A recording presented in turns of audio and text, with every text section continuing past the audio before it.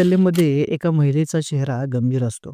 डोळ्यामध्ये भीती असते, हात थरथरत असतात आणि ती फोनवर पोलिसांना बोलत असते. "साहेब, माझ्या घरावर सावकाराने कब्जा केलाय. मी आता काय करू?" हा कॉल होता सविताचा. एक अशी महिला जिला फक्त ₹70,000 कर्ज हवं होतं. पण हे कर्ज तिच्या आयुष्यातील सर्वात मोठी चूक ठरणार होतं. कारण या कर्जाने तिला फक्त 10 वर्ष अत्याचार, तिच्यावरती शारीरिक संबंध, तिच्याबद्दलची ब्लॅकमेलिंग आणि एक भयानक जाळ्यात ढकललेला एक अंधार तिच्या आयुष्यात येणार होता. ही एक सावकाराची मदत नव्हती, तर ही एक स्त्रीच्या कमकुवत परिस्थितीचा गैरफायदा होता. तर मित्रांनो, चला उलगडूया या स्टोरीला, आजच्या या सत्य घटनेला.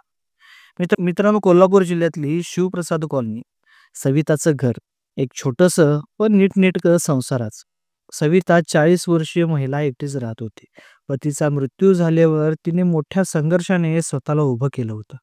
काम करत होती, मिळेल ते पैसे वाचवत होती, पण आता काहीतरी तिला मोठं करायचं होतं. कारण का तर त्या पैशांमध्ये तिचा उदरनिर्वाह होत नव्हता. त्यामुळं तिनं निर्णय घेतला होता, की कुठून तरी पैसे आपण घ्यायचे. सर्व बँकांनी तिला कर्ज नाकारलं होतं. पण शेवटी रमेश जवळकर नावाच्या एका खाजगी सावकाराचा तिला पत्ता मिळाला आणि ती जाऊन त्याचा दरवाजा ठोठावली. रमेश 50 वर्षीय सावकार, पैशाच्या बदल्यात माणसांना त्याच्या गरिबीचा गुलाम बनवणारा. तो पहिल्यांदा तिच्याशी नम्रपणे बोलला, "तुम्ही एवढं कष्ट करताय, तर खरंच मी तुम्हाला मनापासून मदत करतो."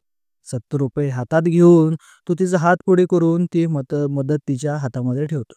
पण ही मदत नव्हती, हे होतं पहिलं पाऊल तिच्या ओझ्यावरचं. 2 महिन्यानंतर सविता कामावरून घरी आली. तेव्हा रमेश तिथेच बसला होता. "सविताताई, व्याजाचं काय झालं?" सविताने काही ₹1000 दिले. पण काही महिन्यातच तिला पैशाची अडचण आली आणि व्याज थकू लागलं होतं. आणि मग सुरू झाला रमेशचा खरा गेम. पहिल्यांदा तो गोड बोलला, "काही हरकत नाही. थोड्या दिवसांनी द्या. पुढे होऊन द्या. काही गरज नाही, हळूहळू दिला तरी चालेल." मग दबाव टाकला. तिथून पुढे त्याचा दबाव वाढत गेला आणि तो बोलला, की "पैसे द्या, नाहीतर तुमच्या घराचा ताबा माझ्या हाती द्या. नाहीतर मला काहीतर तुमचं करावं लागेल." आणि मग त्याची नजर सविताच्या शरीरावर फिरू लागली.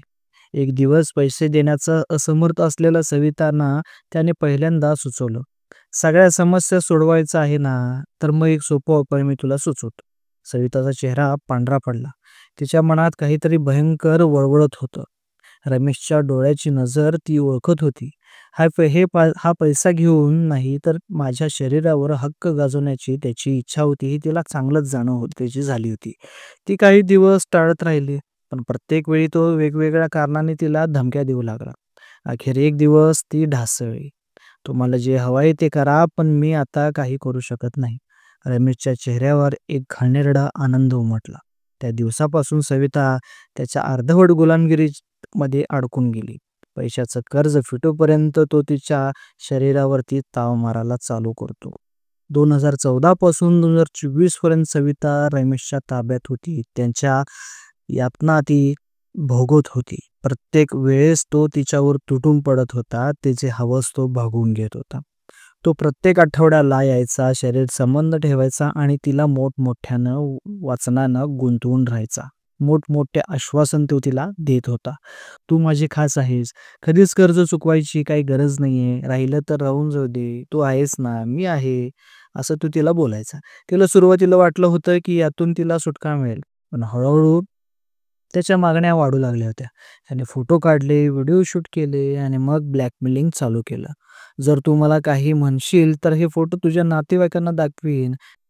इकडे रमेशनं तिला तगादा लावला होता घर नावावर करण्यासाठी. तो म्हणायचा, "हे घर माझंच आहे. तू आता फक्त पाहुणे इथं म्हणून राहा." आता मात्र सविता सहनशीलतेच्या तिचा तो अंत पाहत होता. ती थेट वैतागून शेवटी ती शाहूवाडी पोलीस स्टेशनला जाऊन गाठते. ती पूर्ण परिस्थिती तिची सांगून सगळं तिथला परिसर हादरून जातो. "साहेब, त्यानं मला 10 वर्ष गुलाम बनवलं. माझं घरसुद्धा घेतलं. माझा न्याय कुठं आहे तुम्हीच मला सांगा." पोलिसांनी तातडीनं रमेशला जाऊन त्याला घरातून उचलून त्याला ताब्यात घेतलं. त्याच्या मोबाईलमध्ये सविताचे अनेक खासगी फोटोज आणि व्हिडिओज पोलिसांना आढळून आले. त्याने कबुली दिली, की मी तिला कर्ज दिलं होतं.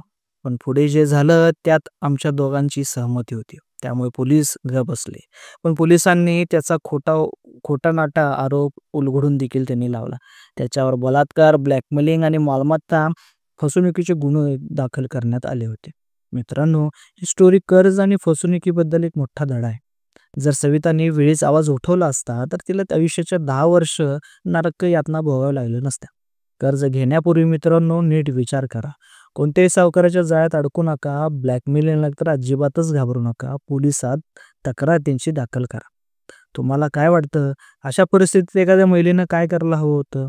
तुमचे मत आपल्या कमेंट बॉक्समध्ये नक्की कळवा. आणि अशाच मित्रांनो सत्य घटनांवर आधारित स्टोरी ऐकण्यासाठी आपल्या राजेश रूमला सबस्क्राईब करायला विसरू नका. तर तुमचा एक शेअर लोकांना सावध करू शकतो. मित्रांनो, धन्यवाद आणि हां, पुढच्या स्टोरीसाठी तयार राहा.